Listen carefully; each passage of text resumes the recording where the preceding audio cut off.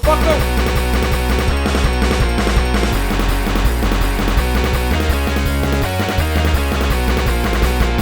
Good evening, folks, and welcome to the 2025 ACF Survey results. Before we get started, I did want to apologize for how long this project has taken. This project definitely ran away from me a little bit. I ran into some injury, quite literally. And I've had some other personal projects going on that I've needed to take care of. But you're not here to listen to that, so let's get on with the survey results. So let's go ahead and introduce our guests. Okay, so I couldn't actually get them live, but in the new studio, we have a hologram system. So the actual system is pretty great, but the hologram models themselves aren't. So you'll have to deal with a little bit of PNG-ism. Anyways, let's go ahead and meet our guests today. We've got Twisted, March, Craftian, and Len. Why the heck am I a computer? You didn't submit a model in time, and the Asian hostage from CSGO seemed a little too on the nose. I guess. Alright, with that out of the way, let's go ahead and get into some of these results. The first one we have is, what language do you primarily speak? Now, this seems like a pretty simple question, but it is important to gauge our metrics and see what regions are using the atom more than others. And in this case, it was pretty important to look at because we had an overrepresentation of the number of Polish speakers in this survey. Next up on our roster is the question of what version of ACF do people primarily use? Now, I will say that these results are unfortunately not comparable to our 2022 results because we included ACE in that one, but the ACE team kind of went and did their own survey thing, which they haven't released the results to yet. So we can't really compare them peer-to-peer. However, I do want to point out the number of GitHub users compared to the number of workshop users. There's a really big difference, and I'm really curious what the rest of the team thinks about this. Makes perfect sense to me. It's the easiest method of getting the mod after all. I'm just really glad people are sticking to the correct workshop upload rather than outdated and possibly risky re-uploads.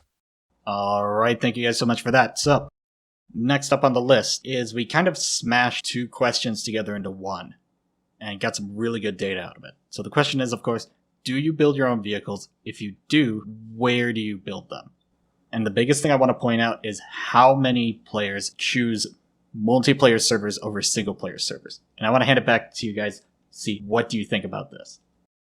I feel like we could try figuring out how to bring back multiplayer build servers in general.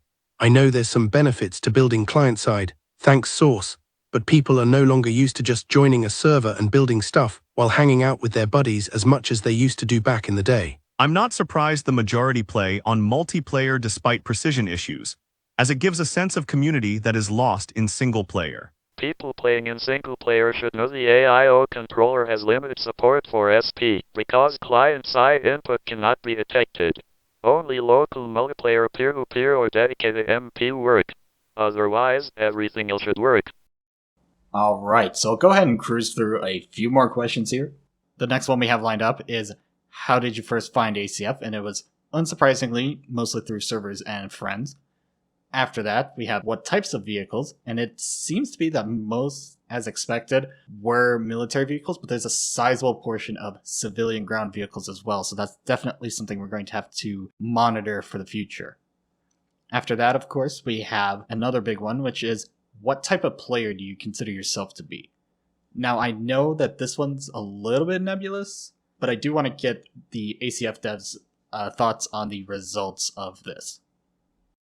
The results are somewhat surprising, but I am happy to know the add-on isn't dead. In hindsight, maybe we should have clarified these categories a bit more since they were kinda vague. The vast majority of players being casual builders checks out again though. The only question I really have is if the casual players can recognize the benefits that, admittingly, have been targeted towards competitive balancing. I would hope that they would understand it, and would be reaping the rewards as they wouldn't have to deal with the bullshit that used to come out of the competitive/faction sphere.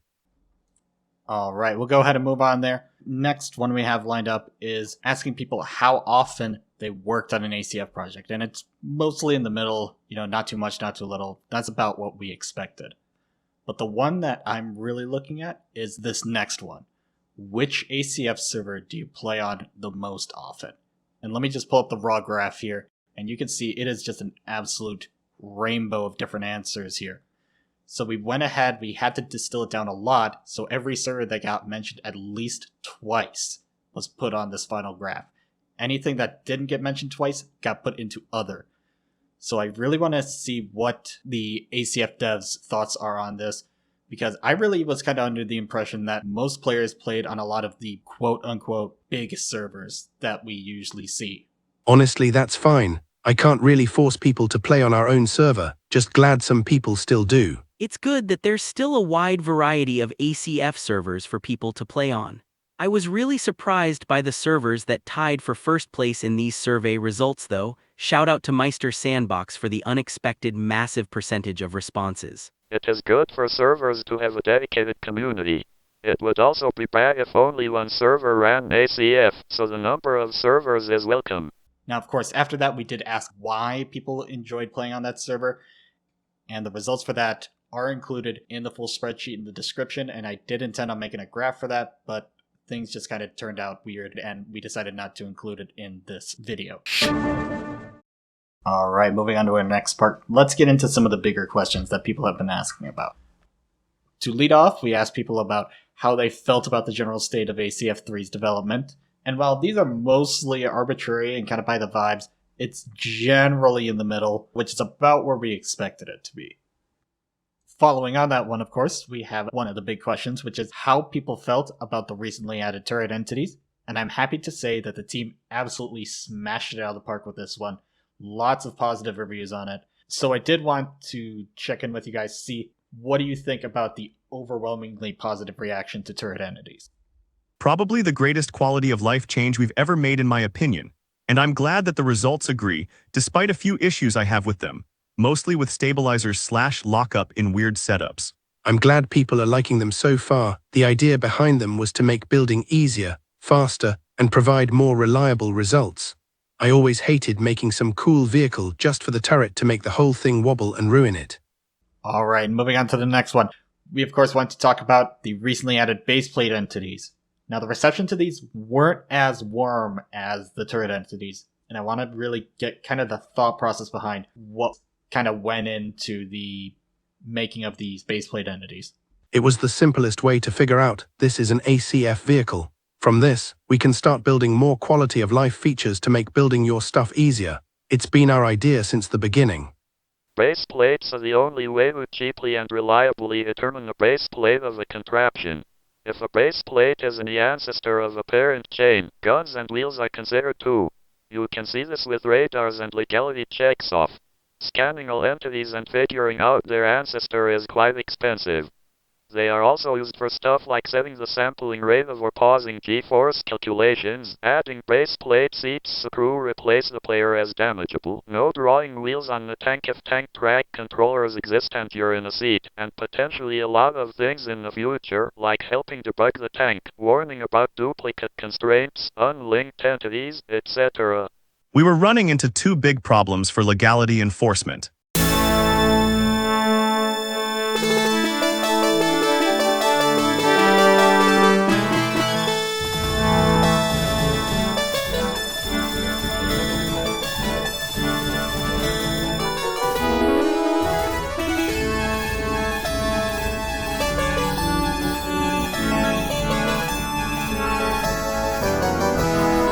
Alright, thank you for that rather extensive explanation there. So let's go ahead and move on to the big topic of the night. This is the one we've heard the most feedback about, and that would be some of the game mode and legality check changes. I'll be honest, we got a lot of feedback on this, some of it really good, a lot of it not so much. A lot of people complaining that these restrictions are arbitrary, it's a sandbox game, we should be able to do what we need to do. Why don't you guys go ahead and kind of walk us through how these checks came about and why they've been added to the add-on. The legal checks help a ton with making combat more balanced and cutting down on some of the toxicity that nobody wants to see in the ACF community. We keep many of them on by default because we'd like that balance to be preserved wherever you might bring your ACF dupes. I'm not gonna pretend that every single restriction we add is perfect, but overall these changes truly do help, even if they sometimes mean that we unfortunately make some dupes obsolete. Please feel free to complain about any particular restrictions we add. Sometimes we do end up reevaluating them when people share their feedback with us, and we're often open to accommodating all kinds of ACF players. Legality checks and restrictions are necessary to maintain balance. Without them, bad actors could and have taken advantage of staff and/or player inexperience. In an ideal world, there would be as few rules as possible, with most rules being enforced programmatically. If you really don't want them, you can always uncheck the legal checks checkbox. It's something I've said for a while, but this add-on is called the Armored Combat Framework. We are developing an add-on for combat purposes. And for a very long time, we let people get away with whatever they wanted, allowing total freedom, and instead delegating the task to server staff, with the ideology of just play on better servers.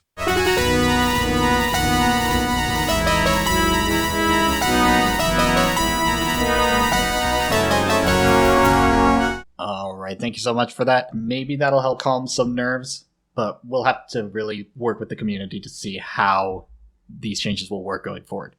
Speaking of which, we asked players, of course, if they preferred faster updates or if they wanted slower, more polished updates. And I'll be honest, we can pretty clearly see that the total drifted to the slower side. A lot of input on that one. Why don't the rest of you guys go ahead and give some commentary on that? Sorry for all of the headaches we've caused with some of our changes. We try to test our changes as much as we can, but in the end we can only account for so much with how complex builds can get in this game. Our development branches are pretty much always publicly available on the mod's GitHub page, and we are super grateful for the people who actively test them and give feedback before changes are released to the wider community. We still have plans to implement more big changes like our reworks for armor, engines, and the copy tool. But I think that for the short term, we're gonna try to scale back on the big changes and focus on polishing up what we've already got. We do not have a dedicated testing team, so often the dev implementing a feature would be the only one who tested it before it hits main. If people are willing to volunteer to test changes, we would be very grateful. I agree because Right, stop that! Silly! adding content at this stage is so much easier said than done. We need to make it easier to add things to the add-on along with general bug fixing. Something that doesn't help is that I get a lot of DMs about ACF issues or pings in the Discord, but people don't make GitHub issues for this stuff. I'm not trying to make you feel bad, but this is a way I can broadcast this to everyone at once. Please report issues on the GitHub so they don't get super buried. It's really a double-edged sword. Some people want faster and more consistent updates, while other people prefer more polished or even bigger updates at a slower pace. While I'm not as involved in development anymore, I just tell the rest of the team to not hurry things up and try to deliver stuff in the best condition they can without pushing themselves and possibly burning themselves out. I've mentioned this a few times, but none of us are getting paid for this. Alright, and thank you for that. So, moving into some of the other results we got. We did ask how people felt about the current approach to error and legality messages. Looks like it was a little bit kind of all over the place. We're definitely going to have to look into it, see how we can modify the wording so that we can more effectively communicate going forward. After that, we asked people if they had learned or relearned ACF, what resource helped them out the most, and vast majority by far said it was friends and people on multiplayer servers were the ones that helped them out the most. However, when we asked which tutorial system we should develop further, people overwhelmingly said Ponder. Now, I do got to add a little bit of an asterisk there with Ponder. Unfortunately, right now with Ponder in its current state, development on it is a little bit slow. However, we are looking into doing more with it in the future, so stay tuned for that. I think building a community is important. I've noticed people help each other in the ACF Discord, and it takes a huge load off the devs' backs. Doesn't really surprise me. Having the ability to inquire and receive specific feedback is really helpful. There's always been instructive material. I personally started building thanks to Sadoba's videos myself, but you always learn more while hanging around other people and learning from their own experience. Alright, so moving into part 3, we do have to start a little bit of a lightning round here because we are exceeding the 10-minute mark, so let's go ahead and knock these out relatively quick. So we asked people about Advanced and Secure. People found it fun, but noticed that there were some issues with getting a match together and playing with people. Next up, of course, we talked about precision alignment and retooled. Now, this is kind of the ACF team's branch of precision alignment that we have. It is still very much kind of in development. There's still a lot of stuff to be worked out, so we appreciate people's patience on it, but overall the reception of it was pretty positive, which is great to see. Of course, moving on from there, we asked about people's general experience with the ACF Discord, in which it was mildly positive. We can actually compare this one directly to 2022, and we can see that it's actually down from previous years. So we'll definitely have to take a look into that, see what might be going on there. We also asked people about their overall experience in Gmod this year. This one's just kind of a feeler, see how people are thinking, see how they're feeling about Gmod, and overall people generally had a positive experience. We also asked how people's experience with other ACF users was, and in general, people were pretty happy, and we did get a lot of feedback on that one. That is, of course, listed in the spreadsheet in the description. And of course, speaking on that spreadsheet, there are a lot of answers on there that we did not include in this video. They're mostly the writing portions where we asked why people voted the way they did. But rest assured, even though it's not in this video, the ACF team has had access to it, and they've gone through and read some of the feedback that people have left. And with that, we've reached the end of our list here today. Does anybody on the ACF team have any final comments or regards or other commentary that they have that didn't really fit in anywhere else? I hope that we can continue to improve the combat experience with as minimal friction as possible. That is our goal. We do not like breaking things, and we try to avoid it. I think at this point that goal may not be sustainable, and a full recode from the ground up is required if we want to do everything we want to do. We have been doing experiments for that, and we'll see where they go. Not guaranteeing anything here, obviously, and it's going to take time for us to do it right. There's a guy asking for PayPal money for a new CPU on the responses. I feel you, big dog. We hear you, and there is still work to be done. No change of plans on my end. Thanks to everyone that participated in this survey. We're paying attention to your feedback, and we hope that you'll continue to work with us to keep improving ACF even if you're not happy with our changes. Alright, I do want to say a big thank you to everyone for participating in this year's survey. I also wanted to again thank everybody for their patience while this video was being made, and I look forward to seeing everybody next year, or whenever we do the next survey. Maybe next year, I don't know. Good night.